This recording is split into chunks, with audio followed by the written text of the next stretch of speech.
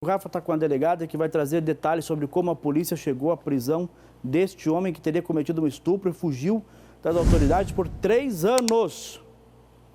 3 anos. Onde ele foi preso? Quem era a vítima? Como ele praticou os crimes? Qual a estratégia utilizada por ele para fugir da polícia?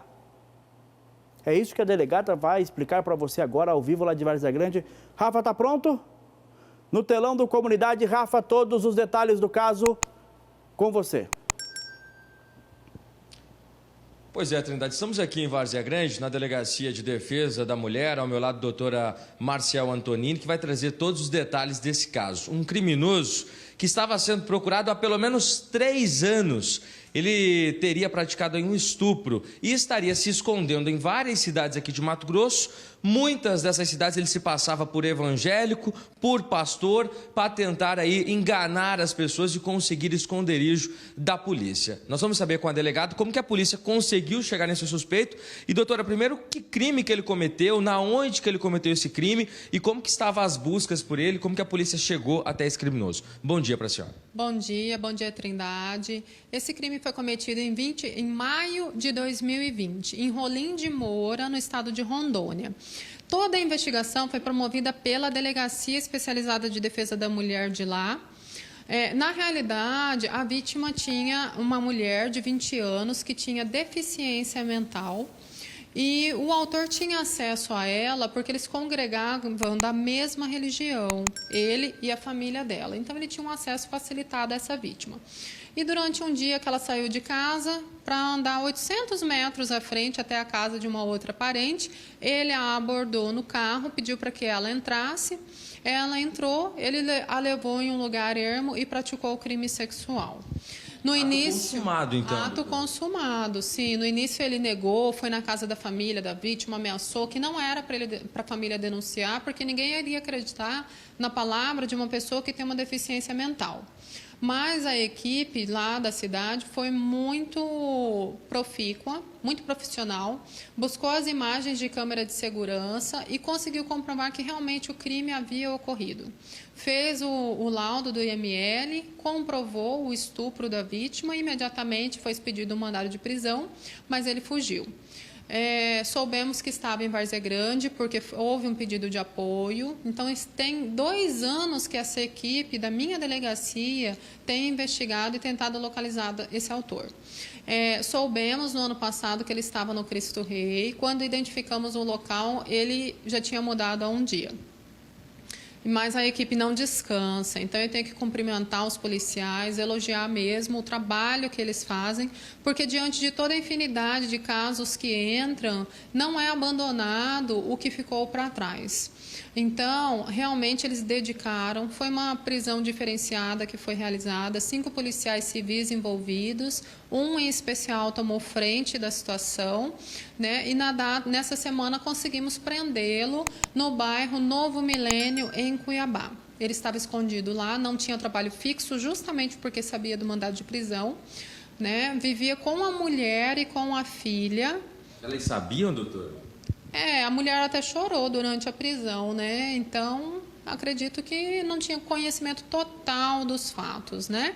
Mas o que é importante deixar claro é que, muitas vezes, o crime sexual, aliás, as estatísticas demonstram que o crime sexual ele é cometido geralmente porque tem proximidade com as vítimas.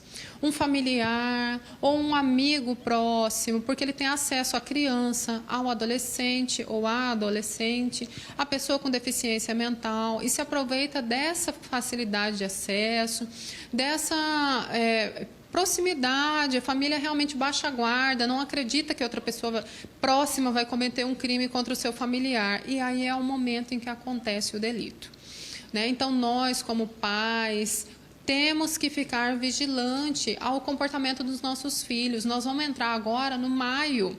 O maio é o mês de combate a crime sexual contra as nossas crianças. 18 de maio é um dia emblemático. Então, nós temos que ficar espertos, atentos. Olha, a criança mudou de comportamento, ela está retraída, ela está chorosa, minha filha não é assim, meu filho não é assim, está com dificuldade de aprendizado que ele não tinha. Ele não quer ficar, ou ela não quer ficar perto de uma pessoa, está demonstrando um comportamento estranho, algo que não acontecia antes. Então, fique atenta. Pode ser um indicativo de que essa criança está sofrendo uma violência sexual. Então, nós temos que ter cuidado, sim, porque as estatísticas demonstram a violência sexual contra nossas crianças e nossos adolescentes geralmente ocorre dentro de casa e por pessoas que são próximas, como nesse caso que foi investigado. Um amigo próximo que frequentava a casa, que tinha uma facilidade de acesso, cometeu um crime sexual contra uma pessoa que tem a capacidade de entendimento reduzida. Doutora, nós temos as imagens que estão rodando lá na tela desse criminoso sendo preso pela polícia, imagens dele na delegacia. A polícia não descarta que podem ter mais vítimas. Quem está assistindo, por um acaso, identifica, já que ele morou em várias cidades aqui de Mato Grosso, dá tempo de procurar a polícia? Precisa procurar a polícia? Com certeza, precisa procurar a polícia. Tá? Por quê? Porque nós temos todo um mecanismo de fazer uma investigação, levar à frente e sair uma outra condenação. Quem cometeu um crime tem que ter uma resposta justa do Estado, né? Até porque essa vítima, ela merece a reparação. E a reparação criminal é uma das que geram um sentimento de reparação, de satisfação para uma vítima que sofreu um crime sexual. Às vezes, a pessoa fica com muito medo de denunciar e pensa, mas estava só eu e ele, vai ser a palavra dele contra a minha. Mas nesses crimes que são cometidos de violência sexual, a palavra da vítima ela tem especial valor, justamente porque todos sabem que nesses delitos estão presentes apenas duas partes. É a mesma coisa da violência doméstica. A palavra da mulher ela tem um especial valor segundo a jurisprudência. Então, acreditem sim no sistema de justiça, pode procurar as delegacias que as providências serão tomadas. Doutora, é um caso que não tem a ver com a senhora. Nós noticiamos ontem lá de Rondonópolis. Uma idosa de 81 anos estava foragida e ela foi presa porque ela omitiu socorro para a própria neta de 5 anos. Vale esse alerta para quem está em casa. Omitir, saber que está acontecendo abuso e tentar abafar a pessoa está cometendo crime, pode ser presa também junto com o abusador, né?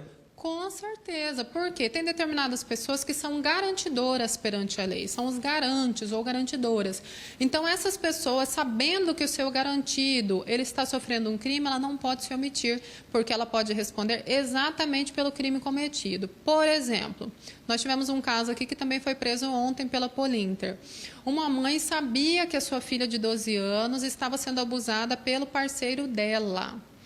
E essa menina de 12 anos, inclusive, engravidou do padrasto. A mãe sabia, ela omitiu no dever legal de evitar o resultado. Essa mãe respondeu, foi denunciada igualmente pelo delito de estupro. Ela foi presa também na data de ontem pela Polinter. Então, professor que se omite no dever de evitar um crime contra um aluno que está dentro da escola, também por quê? Porque o professor é garantidor.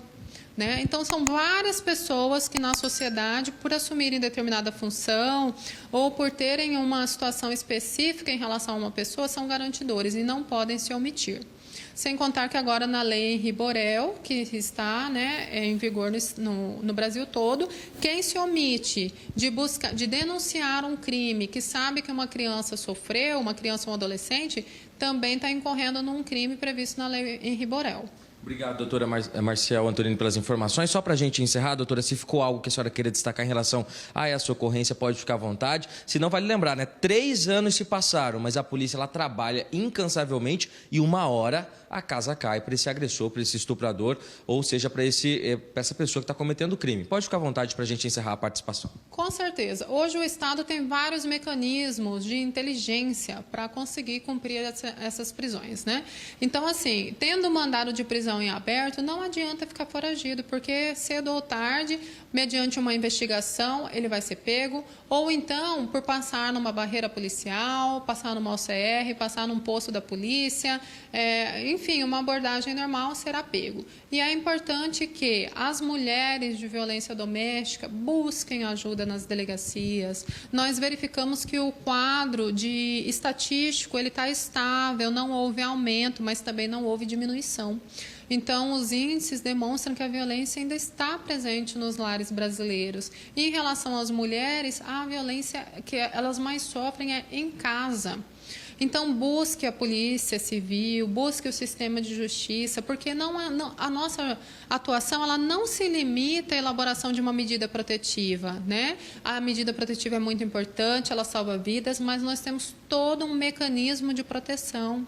Hoje, nós temos o aplicativo SOS Mulher, disponível para as nossas vítimas. Nós temos Patrulha Maria da Penha, que pode acompanhar essas mulheres. Casa de Amparo, que podemos encaminhá-las. Grupos reflexivos para os autores, para eles entenderem o caráter da violência, os malefícios.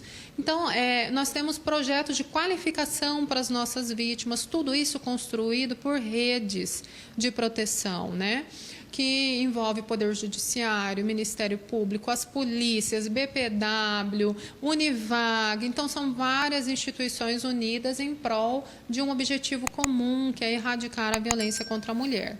Então, busquem ajuda, que vocês alcançarão, sim, o resultado de quebrar o ciclo da violência em casa. Obrigado, doutora Marcial Antonini, pelas informações ao vivo, por essa aula, né? Orientações aí importantíssimas para as mulheres. Ou seja, vocês não estão sozinhas, tem toda uma rede de apoio trabalhando em conjunto para combater a violência doméstica.